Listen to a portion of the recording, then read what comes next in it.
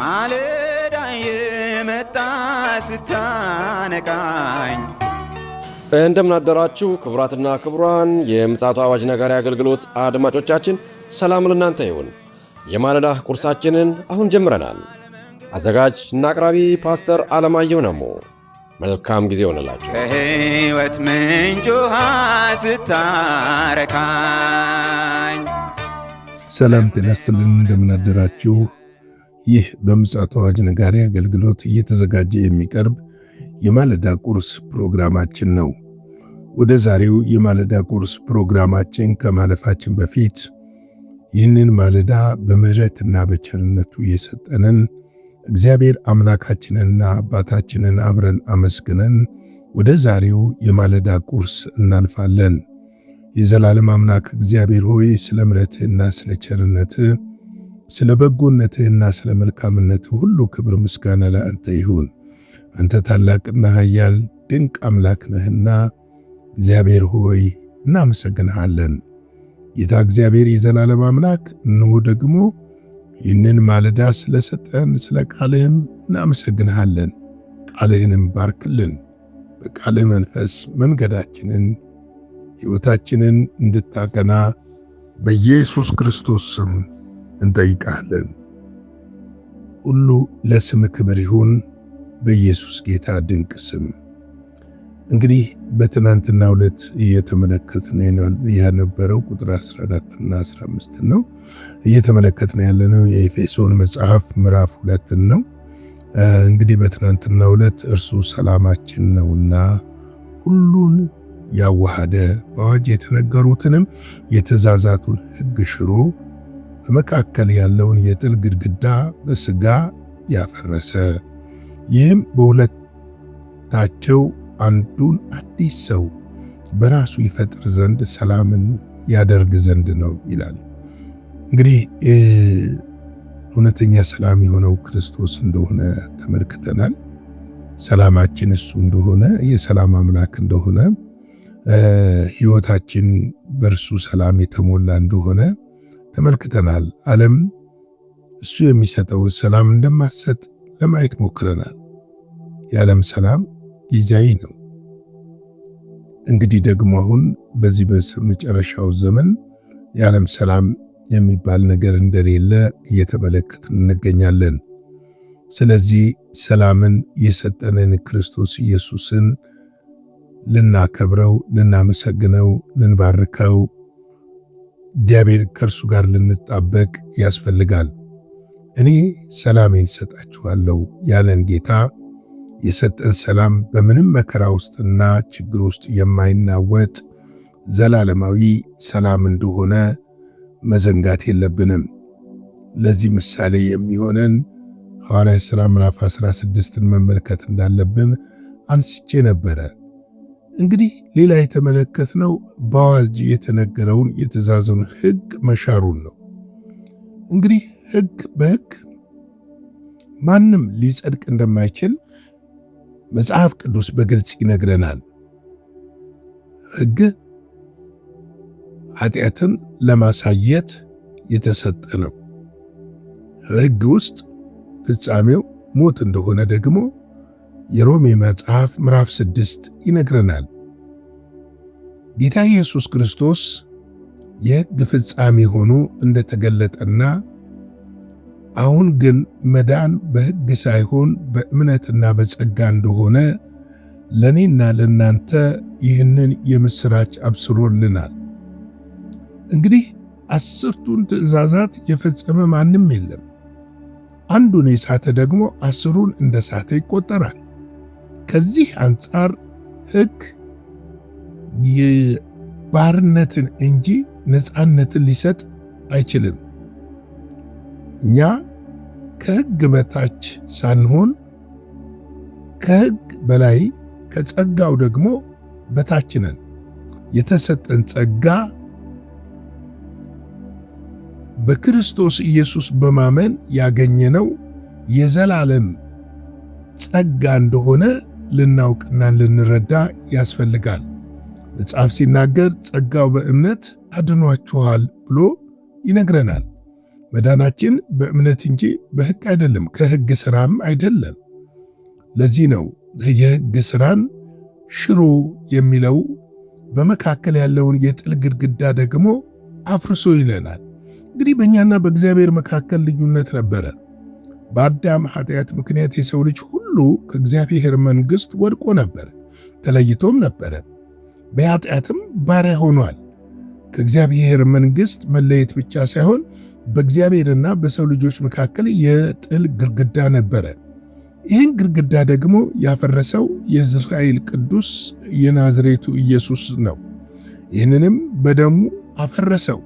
ለአንዴና ለዘላለም ነፍሱን አሳልፎ በሰጠ ጊዜ የመቅደሱ መጋረጃ ተቀደደ። ያንን የሚያመለክተን ደግሞ ምንድነው?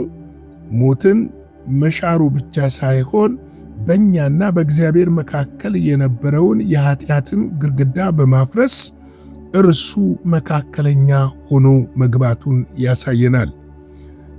እንግዲህ ሌላው የተመለከትነው በትናንትናው ዕለት ከሁሉም በላይ አዲሱ ሰው ማለት ዳግም የተወለደው ማንነታችን ነው። ያ ዳግም የተወለደው ማንነታችን የእግዚአብሔርን መንግሥት የሚወርስ ነው። እንግዲህ ይሄ ደግሞ ሥጋ ምን ይሆናል ማለት ነው? ይሻራል ማለት ነው። እንግዲህ ይሄ ሥጋ በሞት ይሻራል። አዲሱ ሰው ደግሞ የእግዚአብሔርን መንግሥት ይወርሳል። አዲሱ ሰው የእግዚአብሔርን መንግሥት በሚወርስበት ሰዓት የዚህኛው አካል ሳይሆን ሌላ አካል እንዳለ መጽሐፍ ቅዱስ ይነግረናል። በንጥቀት ጊዜ እንኳን ሳይቀር ከቅጽበት ዓይን እንለወጣለን ይላል። ወዴት? ከዚህ ከአሮጌው በስባሽና ፈራሽ ከሆነው አካላችን ከአፈር ከተሰራው አካላችን በሰማያዊ አካል ይተካል ማለት ነው። ስለዚህ ይህንን ይፈጥር ዘንድ ሰላምን ያደርግ ዘንድ ነው ይላል። እንግዲህ በእኛና በእግዚአብሔር መካከል ምን አድርጓል? ሰላም አድርጓል። ዛሬ ቁጥር 16 እንመለከታለን። ጥልን በመስቀል ገድሎ በእርሱ ሁለታቸውን በአንድ አካል ከእግዚአብሔር ጋር ያስታርቅ ዘንድ ነው። ጥልን በመስቀል ገድሎ በእርሱ ሁለታቸውን በአንድ አካል ምን ያደርግ ነው? ከእግዚአብሔር ዘንድ ያስታርቅ ነው። እንግዲህ ሞት የተሸነፈው የት ነው? ጥል የተሸነፈው የት ነው? ኃጢአት የተሸነፈው የት ነው? መስቀል ላይ ነው። እንግዲህ ጥል የሚለው በእኛና በእግዚአብሔር መካከል የነበረው ጥል በኃጢአት ምክንያት የመጣ ነው። ያ ኃጢአት ደግሞ በመስቀል ላይ ለአንዴና ለዘላለም ተሸንፏል። ያንን ጥል ያሸነፈው ደግሞ የእግዚአብሔር ልጅ ኢየሱስ ክርስቶስ ነው። እንግዲህ በእርሱ ሁለታቸውን በአንድ አካል ከእግዚአብሔር ጋር ምን ያደርግ ነው? ያስታርቅ ዘንድ ነው። እንግዲህ ከእግዚአብሔር ጋር ያስታርቀን በመካከል ሆኖ የማለደልንና ስለ እኛ የሚገባውን መሥዋዕት ይዞ የገባው የናዝሬቱ ኢየሱስ ነው። አሁንም በአብ ቀኝ ሆኖ ስለ እኛ የሚማልድልን እርሱ እንደሆነ ልናስታውስ ይገባል እላለሁ። እንግዲህ አሁን ሞት ምን ሆኗል? ተሸንፏል። ጥል ምን ሆኗል? በእርቅ ተደምድሟል። አሁን ላይ ሞት ጉልበት የለውም፣ ኃይል የለውም። ለምንድን ነው? የትኛውን ሞት ነው እያወራሁት ያለሁት? የሥጋን ሞት አይደለም። ሥጋ አፈር ስለሆነ ወደ አፈር ይመለሳል። ነገር ግን አፈር ያልሆነው ደግሞ ውስጠኛው አዲሱ ሰው የእግዚአብሔርን መንግሥት ይወርሳል። እንግዲህ ሁለታቸውን በአንድ አካል ምን አደረገ ይላል? ከእግዚአብሔር ጋር ያስታርቅ ዘንድ ነው ብሎ ይነግረናል። እንግዲህ ከእግዚአብሔር ጋር ታርቀናል። በእኛና በእግዚአብሔር መካከል አሁን ጥል የለም። በልጁ በክርስቶስ ኢየሱስ ያመኑት ሁሉ ይድኑ ዘንድ ወደ እግዚአብሔር መንግሥት ለዘላለም እንገባ ዘንድ በክርስቶስ ኢየሱስ የጥል ግድግዳው ፈርሶ እርቅ ሆኗል፣ ሰላም ወርዷል። ለዚህ ነው ሰላማችን የሆነው የናዝሬቱ ኢየሱስ ሰላምን ሊያደርግ ነው ያለን ቁጥር 14 እና 15 ላይ። ሁለተኛ ቆሮንቶስ 5:18 ላይ ነገር ግን ይልና የሆነ ሁሉ በክርስቶስ ከእርሱ ጋር ካስታረቀን የማስታረቅም አገልግሎት ከሰጠን ከእግዚአብሔር ነው ይላል። እንግዲህ የኢየሱስ ክርስቶስ በምድር በነበረ ጊዜ የሠራው ነገር ስለ ኃጢአታችን ዋጋ መክፈል ብቻ ሳይሆን እኛና እግዚአብሔር መካከል የነበረውን የጥል ግድግዳ በማፍረስ እኛና እግዚአብሔርን መካከለኛ ሆኖ አስታርቆናል። ማስታረቅ ብቻ ሳይሆን እኛም ደግሞ የማስታረቅን አገልግሎት ከእርሱ ተቀብለን ሌሎችን ከእግዚአብሔር ጋር ታረቁ እንድንልና ይህንን የወንጌል የምስራችን እንድናበስር ይህንን የወንጌል የምስራች እንድንሰብክ እድል ሰጥቶናል። እንግዲህ እኛ አስታራቂዎች ነን ስንል የምናስታርቀው የተሰቀለውን፣ የሞተውን፣ ከሞት የተነሳውን ደግሞም ተመልሶ የሚመጣውን የእግዚአብሔር ልጅን ኢየሱስ ክርስቶስን በመስበክ እንደሆነ ልናውቅና ልንረዳ ያስፈልጋል እላለሁ።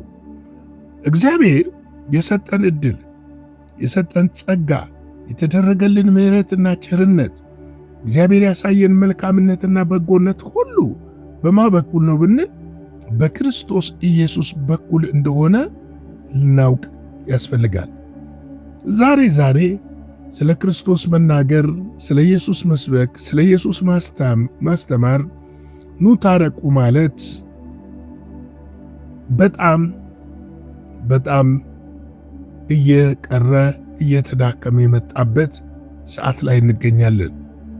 ሰዎች ዛሬ የሚፈልጉት ነገር ምንድን ነው? ስለ ዕለታዊ ችግራቸው ብቻ እንዲነገራቸውና እነሱም ስለ ዕለታዊ ችግራቸው ከእግዚአብሔር መፍትሄ ማግኘት እንጂ እግዚአብሔር የሰጣቸውን ትልቁን የማስታረቅ አገልግሎትን ዘንግተውታል። ዛሬ ልንመለስ ከሚያስፈልገን መንገድ አንዱ ምንድን ነው ብል የማስታረቅን አገልግሎት መስጠት አለብን። ያ ለእኛ አክሊል በእግዚአብሔር ዘንድ ደግሞ ሽልማትን የሚያስገኝልን እግዚአብሔር በሰጠን መክሊት ደግሞ ማትረፋችን የሚታይበት ዋነኛ የአገልግሎታችን ዘርፍ ነው። እንግዲህ የማስታረቅ አገልግሎት ለፓስተሮች ወይም ለወንጌላውያን ወይም ለነቢያት ወይም ደግሞ ለሐዋርያት፣ ለአስተማሪዎች የተሰጠ አይደለም። ለነሱ ብቻ የተሰጠ አይደለም። የተሰጠው ለሁላችንም በክርስቶስ ኢየሱስ አምነን ለዳን ሁሉ ይህንን የማስታረቅ አገልግሎት ልናገለግል ተጠርተናል። የቀመስነውን ኑ ቅመሱ ማለት፣ ያየነውን ኑ ይዩልኝ ማለት ልክ ያቺ ሳምራዊቷ ሴት ከክርስቶስ ኢየሱስ ጋር ተገናኝታ ጉዴን የነገረኝን ኑና እዩ ብላ እንዳለች እኔና እናንተም ኑና እዩ ብለን በእግዚአብሔርና በሰዎች መካከል የማስታረቅን ሥራ እንድንሠራ ያስፈልገናል። ምክንያቱም ክርስቶስ ከእግዚአብሔር ጋር አስታርቆናል እና። ቆላስያስ 1:19-20 ደግሞ ምን ይላል? ከእግዚአብሔር ሙላት ሁሉ በእርሱ እንዲኖር በእርሱ በኩል በመስቀል ደም ሰላም አደረገ፣ በምድርም ወይም በሰማይ ያሉትን ሁሉ ለራሱ እንዲያስታርቅ ፈቅዷልና ይላል። ለራሱ እንዲያስታርቅ ምን አድርጓል? ፈቅዷልና። እግዚአብሔር ምን አድርጓል? ፈቅዷልና። በደሙ ሰላምን ካደረገ በኋላ በመስቀል በፈሰሰው ደም በእግዚአብሔርና በእኛ መካከል የነበረውን ሰላም ካደረገ በኋላ በምድር ወይም በሰማይ ያሉትን ደግሞ ሁሉ ለእርሱ እንዲያስታርቅ እግዚአብሔር ምን አደረገ? ፈቀደ። እንዲያስታርቅ ፈቅዷል። ስለዚህ የማስታረቅ አገልግሎት የሁላችን ኃላፊነት ነው ማለት ነው። የማስታረቅ አገልግሎት ሁላችን ልናገለግለው የሚያስፈልግ አገልግሎት እንደሆነ ልናውቅና ልንገነዘብ ያስፈልጋል። ቆላስያስ 1:21-22 ላይ ደግሞ ምን ይላል? እናንተም ነውርን ነቀፋ የሌላችሁና ቅዱሳን አድርጎ በእርሱ ፊት ያቀርባችሁ ዘንድ በፊቱ የተለያችሁትን ክፉ ሥራችሁን በማድረግ በሐሳባችሁ ጠላቶች የነበራችሁትን አሁን በሥጋው ሰውነት በሞቱ በኩል አስታርቋችኋል። እናንተም ምንድን ነበራችሁ ይላል? ጠላቶች ነበራችሁ፣ በሥራችሁም ክፉ ነበራችሁ። ነገር ግን እግዚአብሔር አምላክ ምን አደረገ? እናንተን አስታረቀ ብሎ ይነግረናል። እንግዲህ የማስታረቅ አገልግሎት ያገኘነው ከክርስቶስ ኢየሱስ እንደሆነ ልንመለከት ያስፈልጋል። የማስታረቅን አገልግሎት የሰጠን የእግዚአብሔር ልጅ ኢየሱስ ክርስቶስ ነው። ይህንንም በሞት የጥልን ግርግዳ በማፍረስ ወደ ማስታረቅ አገልግሎት እንድንመለስ አድርጎናል። ያ አገልግሎት የሁላችን አገልግሎት እንደሆነም ልንረዳ ያስፈልጋል። ለዚህ ነው ጥልን በመስቀል ግድግዳ በእርሱ ሁለታቸውን በአንድ አካል ከእግዚአብሔር ጋር ያስታርቅ ዘንድ ነው ይላል። እንግዲህ የታረቀ ደግሞ ያስታርቃል ማለት ነው። እንግዲህ የዛሬ የማለዳ ቁርሴን በዚህ እገታና ላይክ፣ ሼር፣ ሰብስክራይብ ማድረግ አገልግሎታችንንም ደስ ባላችሁ ነገር መደገፍ አትዘንጉ እያልኩኝ አጭር ጸሎት ጸልዬ የዛሬውን የማለዳ ቁርስ በዚህ ላይ እገታለሁ። የዘላለም አምላክ እግዚአብሔር ሆይ በጌታ በኢየሱስ ክርስቶስ ስም ስለ ምሕረትህና ስለ ቸርነትህ ስለተደረገልን በጎነትና መልካምነት ሁሉ ክብር ምስጋና ላንተ እንሰጣለን። በዚህ ማለዳ ደግሞ እግዚአብሔር ሆይ ሕያውና ቅዱስ የሆነውን ቃልህን እንድንሰማ እግዚአብሔር የዘላለም አምላክ መንገዳችንን እንድናይ ለእኛ የተደረገልንን ለሌሎች ደግሞ ይህንን የማስታረቅ አገልግሎት በሰጠን ልክ ሌሎችን ማስታረቅ እንድንችል በኢየሱስ ክርስቶስ ስም እንድትረዳን እንጸልያለን። ጸጋ በስቶ ምሕረት በስቶ ቸርነት በስቶ መልካምነት በስቶ ዛሬ ደግሞ በመካከላችን እግዚአብሔር ሆይ ያንተ እጅ እንዲገለጥ እንጠይቀሃለን። ውሏችን በፊትህ የተባረከ እንዲሆን ከክፉ ሁሉ እንድትታደገን ማናቸውም የጨለማ ሥራ በክርስቶስ ኢየሱስም ከፊታችን የታሰረ እንዲሆን ጸልያለሁ። እግዚአብሔር ሆይ እጆችህን ዘርጋ፣ በነገር ሁሉ እንድትባርከን ጸጋ፣ ምሕረት፣ ቸርነት እንዲበዛልን ከክፉ ሁሉ እንድትጠብቀን በደምህ ደግሞ እንድትሸፍነን በኢየሱስ ክርስቶስ ስም እንጠይቀሃለን። ስለ ሁሉ ነገር ተመስገን። በጌታችን በመድኃኒታችን በኢየሱስ ክርስቶስ ስም አሜን።